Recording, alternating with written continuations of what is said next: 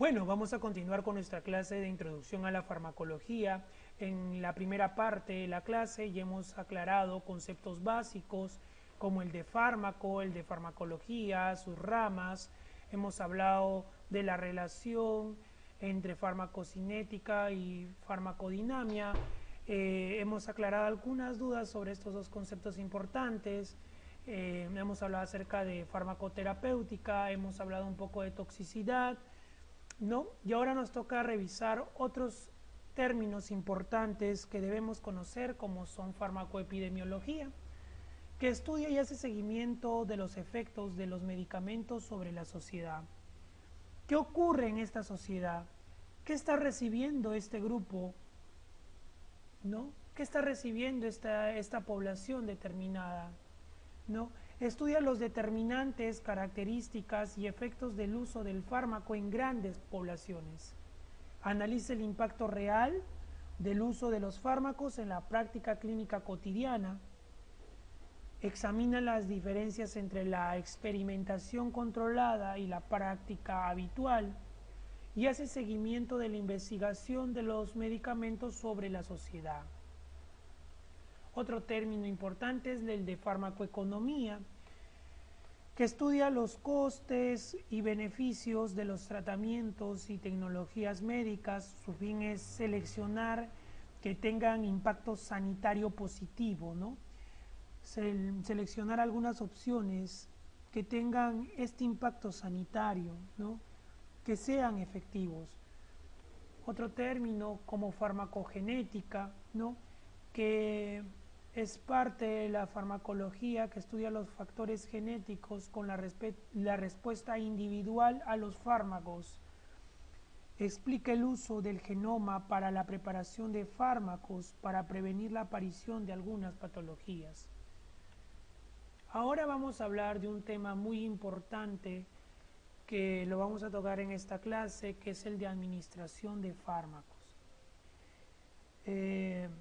La administración de fármacos, la farmacología básica es fundamental y es el fundamento de la farmacoterapéutica y va a permitir identificar y analizar los principios que determinan los efectos de los fármacos y medicamentos, y en los ciclos clínicos pueden aplicarse con claridad los criterios que orientan el manejo terapéutico en forma individualizada a cada paciente. Para que un fármaco ejerza su efecto, tiene que llegar al lugar de acción y en concentraciones adecuadas. Fundamental para el fármaco, la terapéutica, si desea una respuesta que sea eficaz, ¿no? El factor importante para que el fármaco llegue a su lugar de acción es la vía de administración. Esto nos va a permitir identificar,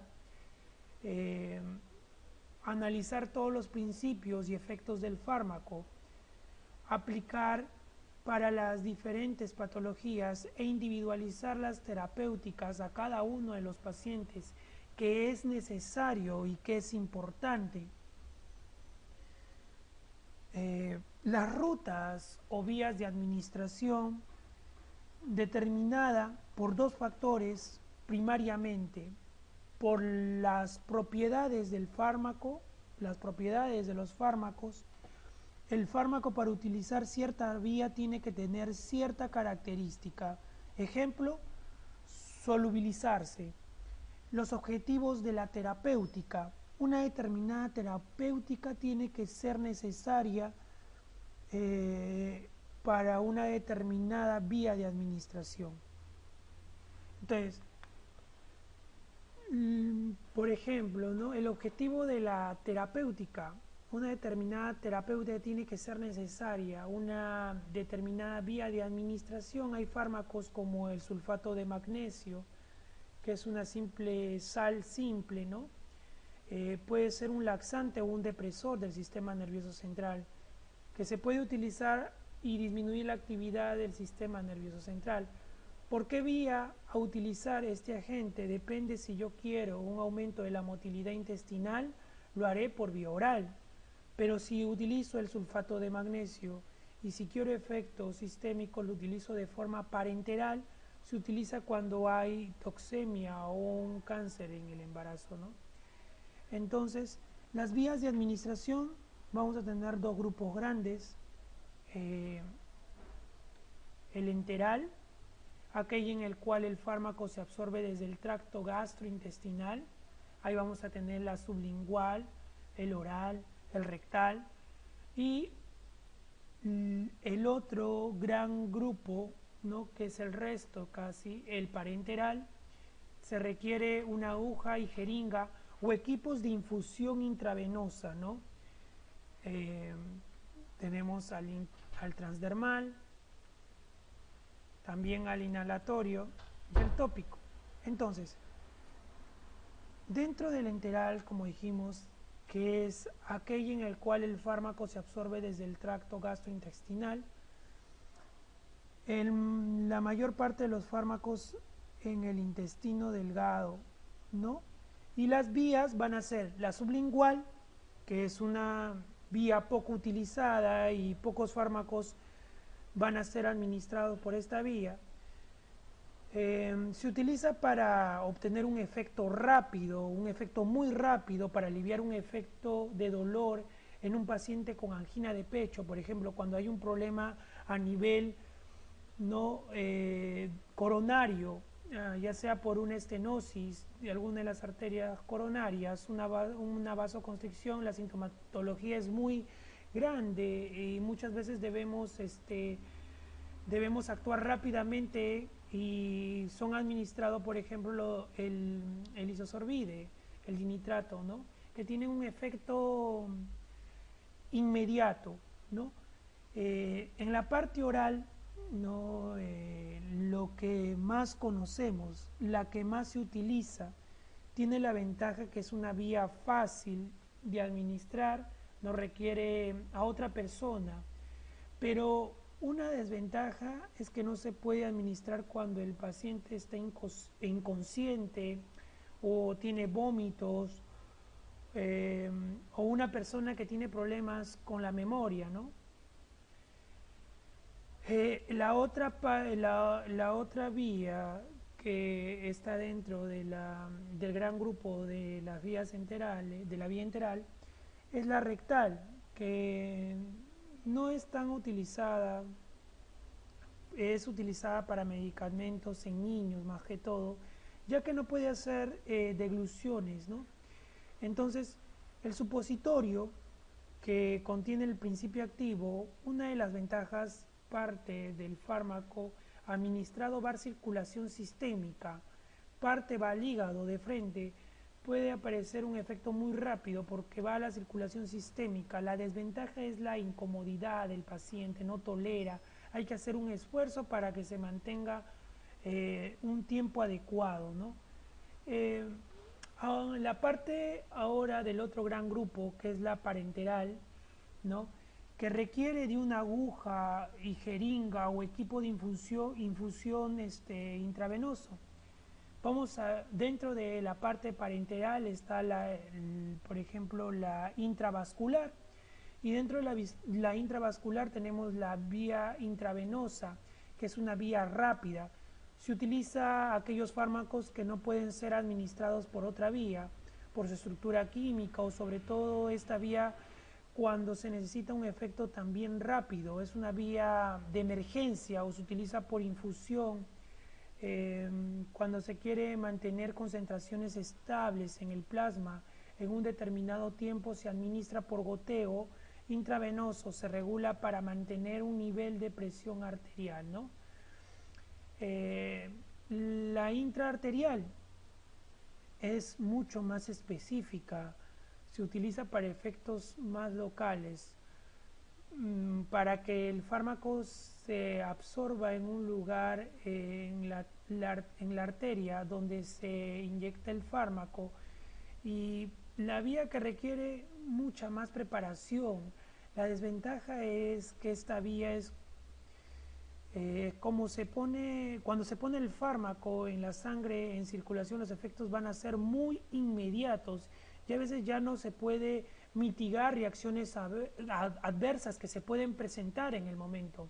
Entonces, dentro de las parenterales están las intravasculares, y dentro de las intravasculares la intravenosa y la intraarterial.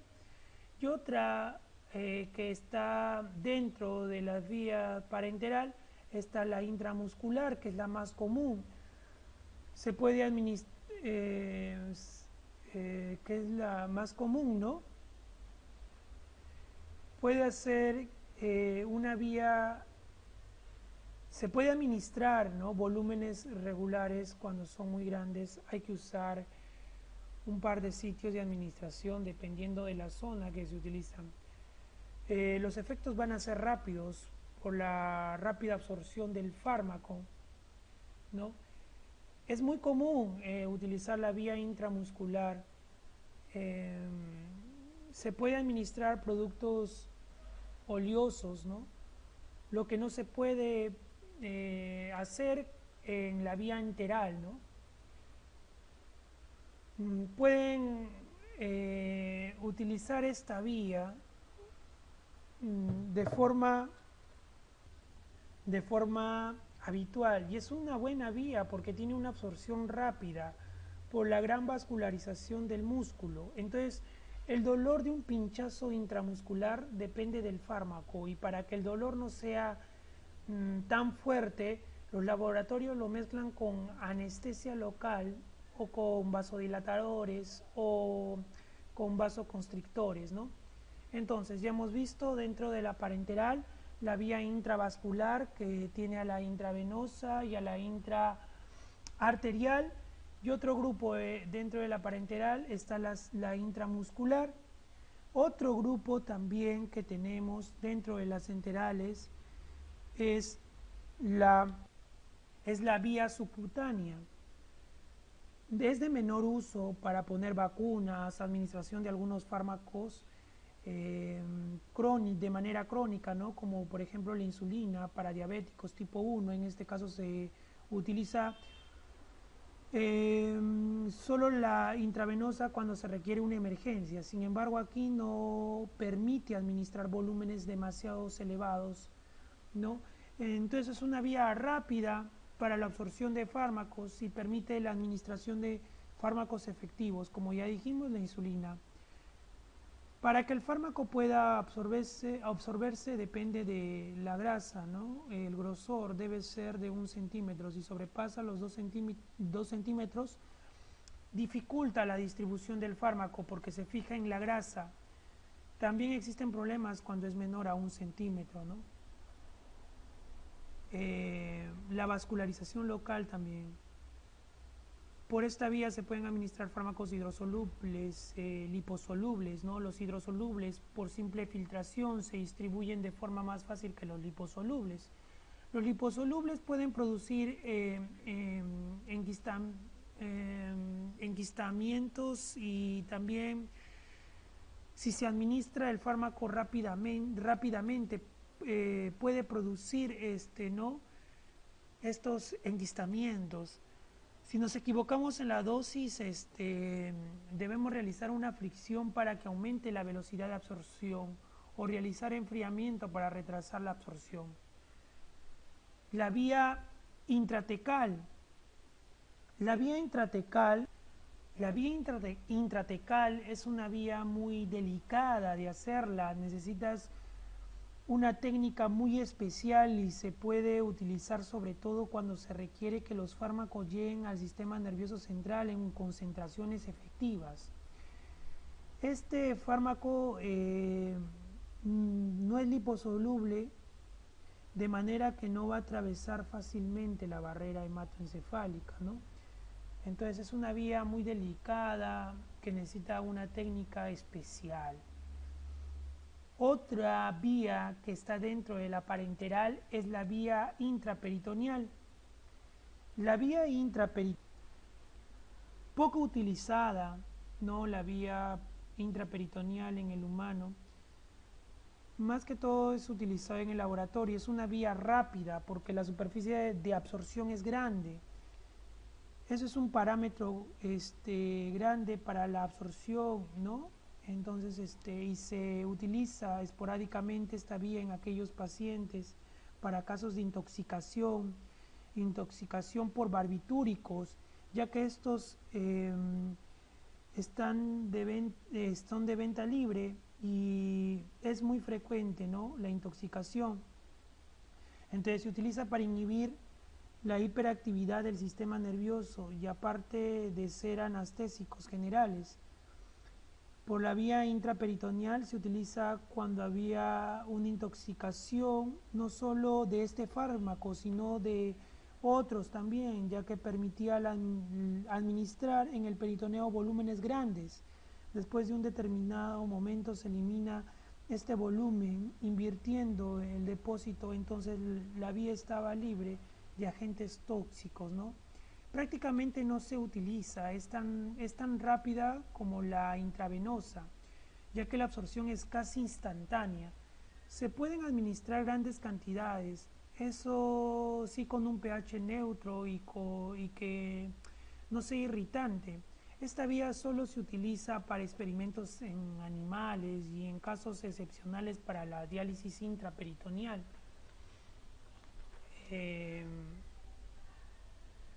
Excepcionalmente, en algunos casos se utiliza actualmente para aquellos pacientes que tienen que hacer una hemodiálisis, como les digo, ¿no?, que tienen una deficiencia renal, están en una insuficiencia renal crónica avanzada, ¿no? La hemodiálisis, cuando es muy frecuente, trae consigo un desequilibrio de diferentes tipos, entre ellos electrolíticos. El paciente tiene que ser sometido a continuar con esta diálisis intraperitoneal temporalmente hasta que el paciente nuevamente alcance el equilibrio. Y luego la hemodiálisis permite en el paciente la eliminación de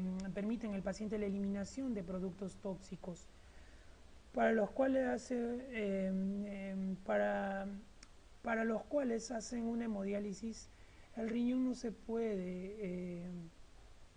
no puede depurar, ¿no?, adecuadamente, pero solamente es temporal. El problema con la vía peritoneal es que es una vía muy fácil de ser infectada, ¿no? Y entonces, como les digo, es una vía prácticamente poco utilizada. Luego de la parte parenteral tenemos otras rutas o vías de administración, ¿no?, que en este caso, por ejemplo, la transdermal, que no requiere de aguja ni jeringas, entonces no estarán dentro de la parte parenteral, ni tampoco se va a absorber desde el tracto gastrointestinal y por ello tampoco no es parte de la parte enteral. Entonces, la vía transdermal va a ser la aplicación de fármaco a nivel de la piel, ¿no?, y vamos a esperar su absorción. Generalmente los preparados son en forma de parches que se aplican en de una forma determinada para que se vayan absorbiendo. Por lo tanto, tiene que ser un fármaco que pueda ser absorbido, ¿no? Por ejemplo, la escopolamina, que es un antimuscarínico, propiedades. Otros fármacos también que utilizan la vía transdermal es, por ejemplo, la nitroglicerina y otros nitratos, ¿no?, que utilizan también para tratamiento para angina de pecho. Va a ser aplicado a nivel de la zona afectada, ¿no? Y va a ser muy directa, ¿no?, y se puede aplicar en forma de parches. Estas sustancias para obtener un efecto no inmediato, porque la absorción es progresiva, pero sí es de mayor duración, lo que no ocurre con la vía sublingual. O sea, no es inmediata porque es progresiva, pero sí de mayor duración. En cambio, por vía sublingual es inmediata, pero no tiene un efecto, ¿no?, prolongado, no de mayor duración.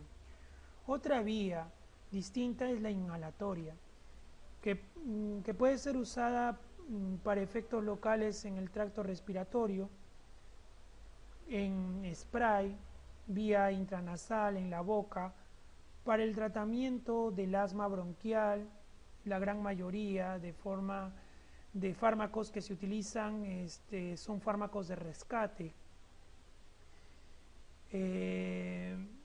También va a haber también puede ser usado en efectos sistémicos en la anestesia general, ¿no? Entonces es fármacos que son gases que son volátiles, que son utilizados para anestesia general, para que el fármaco se absorba por vía de inhalación rápidamente. Se utiliza esta vía para que pueda llegar a las células del organismo, principalmente al sistema nervioso central, y produzca el estado de anestesia general, ¿no? Y también pueden provocar relajación muscular, pero sobre todo la anestesia. Otra de las vías también utilizadas es la tópica. Son mínimamente absorbidas, pero aquí en la dosis aplicada van a actuar directamente, no directamente en el lugar de aplicación. Si bien es cierto, van a ser mínimamente absorbidas, pero actúan directamente donde está ocurriendo el problema, ¿no? Puede ser la piel, la mucosa bucal, ¿no? Entonces, la vía tópica también es una vía de fácil utilización, ¿no? Generalmente es utilizada, va a ser utilizada, ¿no? En la piel, en las mucosas. Entonces la vía tópica utiliza la piel y las mucosas para la administración de fármaco. Así pues, esto incluye las mucosas conjuntival, la oral y la urogenital. La característica de esta vía es que se busca fundamentalmente el efecto a nivel local, no interesando la absorción de los principios activos. Con respecto a la mucosa oral, hay que hacer la distinción con la vía sublingual. En este caso no interesa que el fármaco se absorba, buscando el efecto del mismo a nivel de la propia mucosa. Mientras que en la vía sublingual lo que se va a buscar es el paso del fármaco a la sangre. La diferencia viene dada por la naturaleza del fármaco, ¿no? O de la constitución del excipiente que lo acompaña. Entonces, todo eso está aclarado. Hemos hablado de las distintas rutas o vías de administración, hemos hablado de la enteral, ¿no?, en la cual el fármaco se absorbe desde el tracto gastrointestinal, y dentro de la enteral tenemos a la sublingual, a la oral y a la rectal. Dentro de la parenteral se requiere una aguja y jeringa o equipo de infusión intravenoso, y ahí hemos hablado de la intravascular. Dentro de la intravascular, la intravenosa, la intraarterial. Hemos hablado también dentro de la parenteral a la intramuscular, la subcutánea, la intratecal, la intraperitoneal, ¿no? Y otro tipo de vías o rutas de administración que no requieren de aguja, ni jeringa, ni equipo de infusión intravenosa, como la transdermal, ¿no? La aplicación del fármaco a la piel para su absorción, ¿no?, la inhalatoria y la tópica. Ahora vamos a pasar a hablar de acción y efecto farmacológico. La acción farmacológica es la modificación que produce una sustancia en las funciones del organismo, incrementándola o disminuyéndola. Es de carácter cuantitativo. Entonces, la acción farmacológica existen acciones terapéuticas y efectos no deseados, ¿no? En la actualidad, la automedicación ha causado grandes problemas en la farmacología, ya que por ello muchos fármacos, debido a la resistencia que crean, se han dejado de lado y por tanto se utilizan en pocas ocasiones. Es el caso, por ejemplo, de la penicilina, ¿no? Entonces, la acción farmacológica, como para fijarnos para fijar el concepto, es la modificación que produce una sustancia en las funciones del organismo, incrementándola o disminuyéndola, ¿no? Por ejemplo, pueden tener una acción en un vaso, bien, van a vasodilatarlo, ¿no? Como por ejemplo un bloqueador de los canales de calcio, ¿no? O puede hacer una acción vasoconstrictora, ¿no? Una acción vasodilatadora, por ejemplo, ¿no? Lo aprecio con una disminución de la presión arterial, dependiendo de la magnitud, se puede apreciar por un bochorno o un enrojecimiento. Eso va a ser ya un efecto farmacológico. ¿Y qué es un efecto farmacológico? Es la respuesta farmacológica. Es la manifestación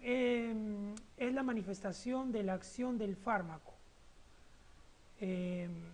apreciable por la observación o mediante aparatos sencillos, ¿no?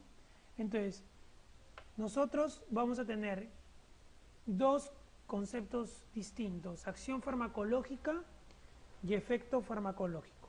Acción farmacológica es la modificación de la función del organismo por parte de un fármaco. Esta modificación puede ser un incremento o una disminución de la función, mientras que el efecto farmacológico es la respuesta, lo que ocurre después de la acción, es la manifestación de la acción del fármaco. Pueden ser apreciados por aparatos sencillos o por la observación. Entonces, llegamos a la parte final de la parte de la introducción de nuestra clase de introducción a la farmacología. Vamos a hablar acerca de la acción farmacológica fundamental. Entonces, la acción farmacológica, como dijimos, modifica y produce, ¿no?, las funciones del organismo a través de una sustancia, y va a incrementar o va a disminuir esta función, y va a ser de carácter cuantitativo. Entonces, tenemos, por ejemplo, una acción farmacológica fundamental, la estimulación. Por ejemplo, la estimulación, que es el aumento de la función. Ejemplo, la cafeína, o también la neostigmina, ¿no? La neostigmina, que es un inhibidor de la colinesterasa a nivel del sistema nervioso central, aumenta la actividad de la acetilcolinérgica. Entonces, aumenta la actividad acetilcolinérgica. Entonces, va a ser un estimulante. También vamos a tener otra acción farmacológica fundamental, como la depresión, que es la disminución de la función. Y acá podemos tener como ejemplos a los hipnóticos o al alcohol, a los sedantes, que son depresores del sistema nervioso central, ¿no?, que actúan de acuerdo a la dosis. Otra acción farmacológica fundamental, como la irritación, se puede utilizar un fármaco y al utilizarlo por mucho tiempo puede irritar la piel. Por ejemplo, vamos a tener a los purgantes antracénicos, que producen, ¿no?, una irritación para mejorar la motilidad, ¿no? Otro tipo de acción farmacológica importante es el reemplazo, ejercida por fármacos usados en enfermedades carenciales. Entonces, por ejemplo, tenemos carencia de vitamina B12, entonces le dan vitamina B12 en anemia perniciosa. También puede ser, en reemplazo también se puede dar hormona tiroidea, ¿no?, en un hipotiroidismo. En una diabetes tipo 1 se le da la insulina. Otra acción farmacológica importante es la antiinfecciosa, ejercida por agentes antimicrobianos, como la penicilina, el cloranfenicol, las tetraciclinas, que producen esta acción antiinfecciosa, ¿no?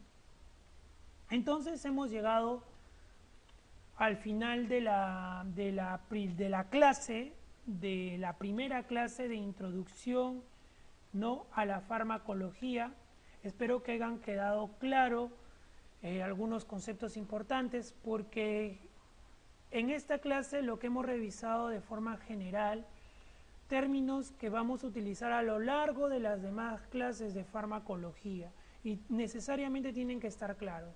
Vías de administración, farmacocinética y farmacodinamia van a ser clases muy apartes porque son grandes, pero ya tenemos la noción de lo que es farmacocinética, de lo que es farmacodinamia. Ya hemos aclarado su correlación, hemos hablado de farmacoterapéutica, hemos hablado también de farmacología en general, de lo que es un fármaco, de las distintas ramas que existen dentro de la farmacología, de farmacoepidemiología, de farmacoeconomía, de farmacogenética, de farmacocognosia, ¿no? Entonces, hemos hablado también de la importancia de la farmacoterapéutica, ¿no? El de prevenir, curar, controlar los estados de la enfermedad. Espero que haya quedado claro y nos encontraremos en otra clase de farmacología. Bueno, muchas gracias. Eso es todo.